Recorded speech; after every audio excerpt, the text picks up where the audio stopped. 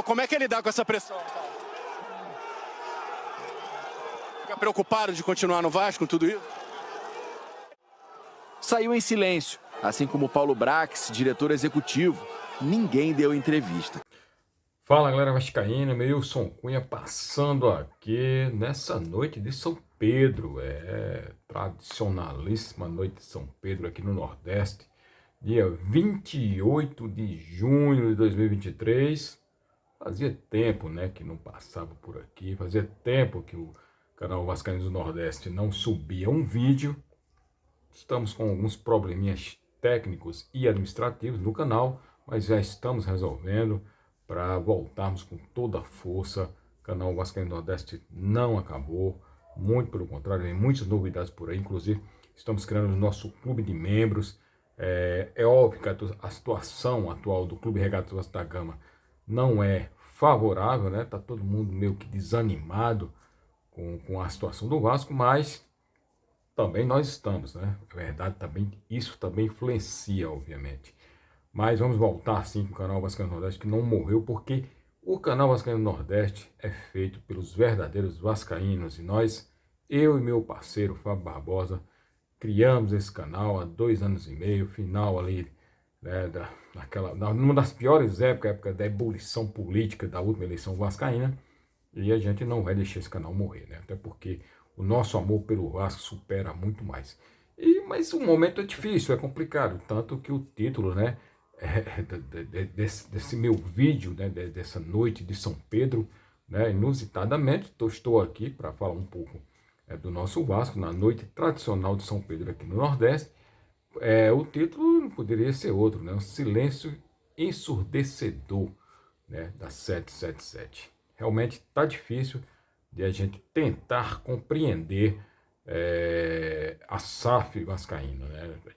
O canal que sempre foi apolítico, um canal que sempre pensou no bem do Vasco, por isso que a gente, não que apoiamos, mas que a gente viu, identificou que era realmente a única saída que existia para o Vasco naquele momento, e por isso que a gente meio que, digamos assim, aceitamos, né, que fosse feito essa venda, né, essa negociação do futebol do Vasco para a 777, né, apesar da gente falamos isso aqui, inclusive, tínhamos alguns ressalvos, porque realmente era uma coisa meio que nova, meio que não, nova, e além de tudo, meio nas pressas, né? Porque, infelizmente, exigia, né, isso, porque o Vasco realmente estava sucumbindo, o Vasco estava prestes até realmente a continuar na famigerada Série B e talvez até, se brincasse, cair até para a Série C. Aí realmente seria o fim.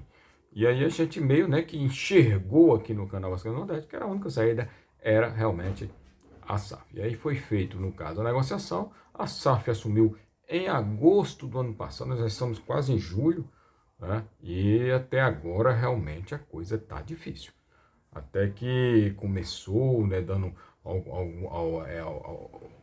áreas de que poderia realmente a coisa modificar, com algumas boas contratações. As primeiras contratações foram boas contratações, mas depois a coisa foi descendo de nível, a ponto de que, para resumir, porque é muita coisa, né, que aconteceu nesse período, muita coisa no sentido de coisas ruins, não muitas coisas boas, que a gente, só para exemplificar, a gente está na abertura da segunda janela, deu tudo errado, né, o projeto do início do ano até agora, ou seja, perdido, com a contratação do Barbieri, que a gente falou aqui no canal, que não era uma boa, por ser um treinador experiente para esse momento do Vasco. Deu no que deu, tempo perdido, trabalho perdido, jogado fora, e mesmo assim os caras ainda estão meio que patinando ali, sem saber o que fazer.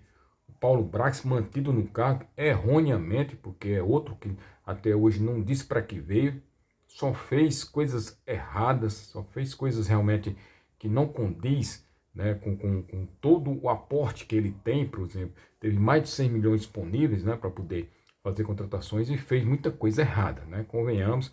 Por só um exemplo, contratar um jogador por 20 milhões, que nem entrar um minuto sequer de um jogo contra o Cuiabá, por exemplo, ele entrou. Então, por aí a gente tira que muita coisa foi feita errada. E o pior é que parece que está continuando, porque quando a gente viu que tiraram o Barbieri, a gente imaginou, pô, agora vão colocar a cabeça no lugar e vão tentar realmente corrigir a rota. Só que não, né? Porque, pelo menos nesse início, não. Porque as duas contratações que anunciaram até agora para a abertura da segunda janela foram contratações, podemos dizer, piores do que as foram anunciadas lá na primeira janela.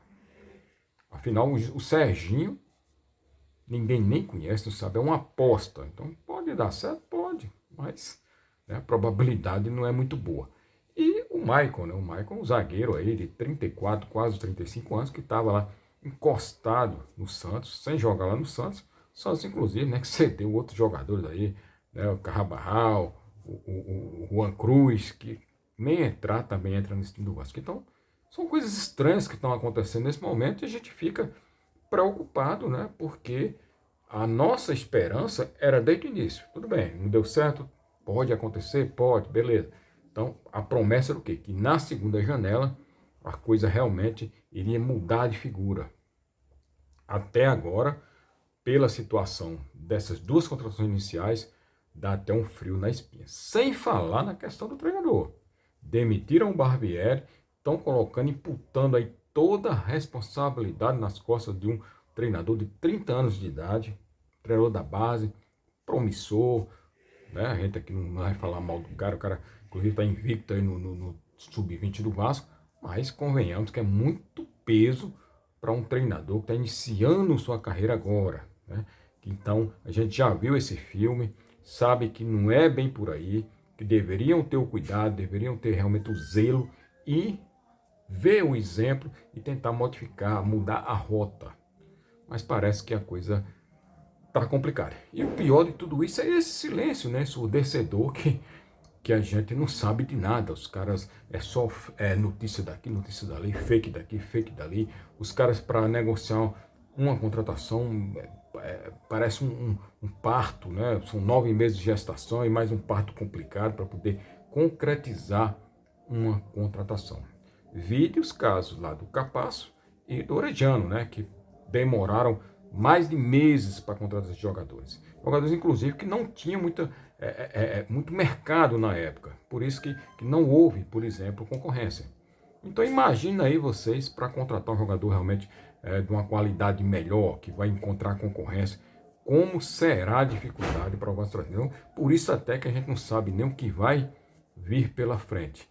Eu confesso a vocês, né, que não estou muito esperançoso não, mas vou aguardar ainda, né, o dia 3 a janela abre, na próxima segunda-feira, e aí a gente vai ver realmente se eles vão ter garrafas vazias para vender. Tá um momento complicado, o Vasco tá ali, né, na terceira colocação, virada a tabela, né, ao contrário, né, na antepenúltima colocação, e precisa realmente muita coisa, precisa contratar muitos jogadores. O último jogo que a gente viu contra o Cuiabá, um jogo terrível, jogo a nível de Série D, os dois times, e o Vasco então, né, achou a vitória naquele pênalti ali em cima do Figueiredo, e o Jair foi lá e fez com aquela categoria, mas a gente viu como é que foi, né? O sofrimento para vencer por 1-0 o fraquíssimo time do Cuiabá. Vamos aguardar, vamos esperar, afinal não temos muito o que fazer, apenas torcer e ficar aqui, né, na esperança de que dias melhores realmente cheguem finalmente para o torcedor vascaíno tirar essa angústia, né, do peito, do coração, que é o que todos nós estamos passando nesses últimos anos, e com essa esperança criada, essa esperança renovada, que realmente a gente consiga ter um pouco de paz, um pouco de alegria ainda nesse ano de 2023. Volto a dizer a vocês, estamos preparando, estamos renovando o nosso canal Vascaínos do Nordeste. Em brevemente estaremos de volta com as nossas lives, com os nossos conteúdos aqui diários para vocês. E desde já agradeço a quem não é inscrito, se inscreva no canal, façam essa gentileza, compartilhem, né, o nosso canal com os torcedores vascaínos, mesmo nesse momento difícil do Vasco, mas a gente acredita que a coisa vai mudar. Tem que mudar, um dia vai acabar esse sofrimento, porque o Vasco é muito grande, o Vasco tem uma torcida linda, uma torcida maravilhosa. A gente viu o caso aí do Guilherme, nesse garotinho lindo, maravilhoso, né? Lutando pela vida, e ele com 8 anos de idade já é vascaíno. O garoto, acho que não viu nunca nenhuma vitória do Vasco, o garoto tem uma paixão pelo Vasco inexplicável. É nisso que a gente vê que realmente a grandeza do Vasco e que o quão é bonito, né, o futebol, o quão é bonito você ser torcedor do Vasco. Por isso eu me orgulho de ser torcedor do Clube Regatas Vasco da Gama. A gente sabe que, infelizmente, né, passaram por lá muitas pessoas que só fizeram coisas ruins para o Vasco, e por isso que o Vasco está nessa situação, e por isso, inclusive, que teve que ser vendido o futebol para colocar na mão, digamos assim, de estranhos, né? E aí a gente fica, inclusive, sem saber o que está acontecendo. Mas vamos ter esperança ainda, afinal, a gente é vascaíno, a gente tem que ter, né, essa esperança e esse otimismo que a coisa vai mudar, e eu acredito que vai mudar sim, porque o Vasco é grande e a sua torcida, a imensa torcida, merece ser feliz, tá bom? Um grande abraço a todos e saudações vascaínas.